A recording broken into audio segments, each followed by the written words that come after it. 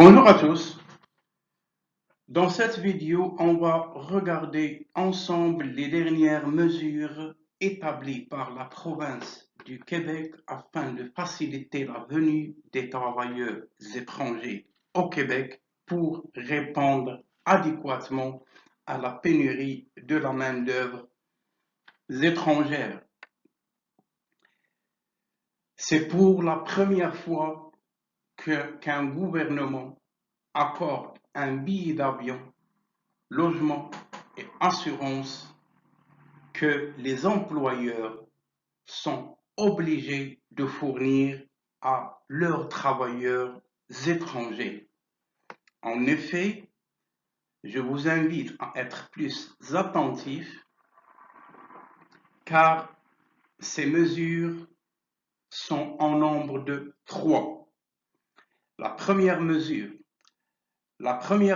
concerne le programme PM+.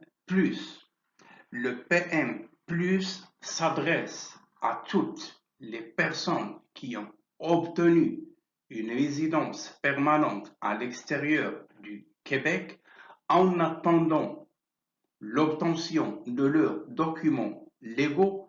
Immigration Canada peut et devrait émettre des permis de travail à ces travailleurs en attendant la finalisation de leur demande. Cette première mise à jour s'adresse aux personnes suivantes. Les personnes qui possèdent une expérience de travail dans un secteur prioritaire visé par l'opération main-d'œuvre ou encore dans une profession évaluée en déficit de main-d'œuvre dans l'ensemble du Québec, ou les personnes qui détiennent une offre d'emploi permanent d'un employeur du Québec, validée par le ministère de l'Immigration du Québec. Le deuxième programme, le programme des travailleurs étrangers temporaires.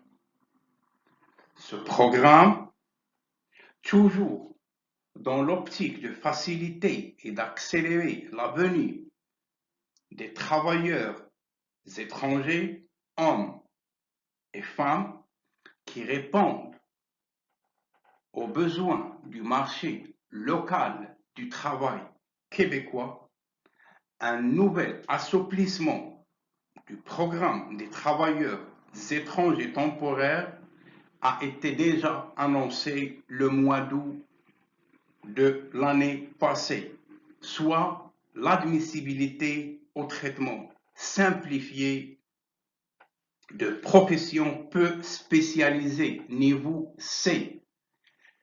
Le niveau C, comme je l'ai mentionné, exige une formation équivalente à un diplôme d'études secondaires ou le baccalauréat français ou un apprentissage en milieu de travail. Pour faciliter la tâche à ces travailleurs peu spécialisés, toute la liste des travailleurs étrangers peu spécialisés devrait être mise en ligne dès que possible, même s'il est prêt. De plus, afin de protéger les employés et leur accorder leurs pleins droits, afin de ne pas être victime de discrimination, de harcèlement et avoir un bon niveau de vie, le gouvernement du Québec précise que d'ici à partir du 24 mai 2022, en matière de protection des travailleurs et des travailleuses étrangers et étrangères, Les employeurs devront assumer les frais de transport, billets d'avion. Il n'est pas précisé aller et retour, mais il est précisé billets d'avion au pluriel et la couverture d'assurance maladie. Ils doivent également assurer au gouvernement, s'ils ne veulent pas perdre la licence ou l'option que leur accorde le gouvernement, de faire venir des travailleurs étrangers. Ces travailleurs étrangers doivent être logés dans des meilleures conditions pour toutes les professions à bas salaire. Le bas salaire, comme nous l'avons mentionné, vise les professions peu spécialisées. De plus, la troisième mesure, parmi les professions qui ont été ajoutées à la liste des professions admissibles au traitement simplifié, on trouve notamment les préposés aux bénéficiaires et les préposés, les aides enseignants et les aides enseignantes au niveau primaire, les conducteurs de camions, de transport, les opérateurs et les opératrices de machines d'usinage, ainsi que les bouchers et les bouchères industrielles.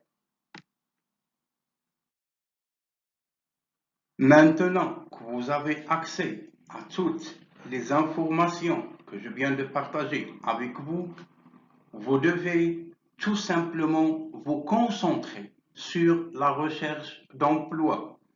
J'ai suspendu temporairement la diffusion de vidéos qui traitent la matière juridique, les procédures en matière d'immigration, afin de vous aider le mieux que je peux à saisir ces occasions. Et afin d'ajouter le beau à l'agréable, notre guide sera en ligne au plus tard le 3 avril. Je vous ai déjà promis que pendant 30 jours, toutes les personnes qui veulent avoir accès à